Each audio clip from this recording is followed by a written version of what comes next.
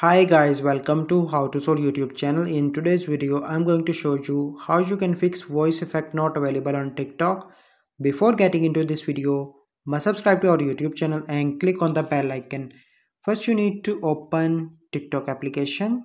Once you open TikTok, then you need to click on the plus icon and then you need to record a video. And if you do not want to record, you need to click on upload and select a random video. I'm going to select any random video from here.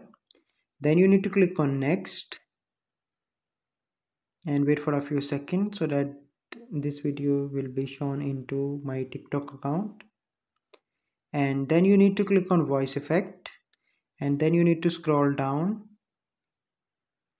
and here you can see the option of echo. If that option is not shown to you, then you need to go back and open Play Store and search here TikTok, and then you must update your TikTok application. Once you update your TikTok application, the voice effect will be shown to you. So by following these steps, you can easily add voice effects on TikTok.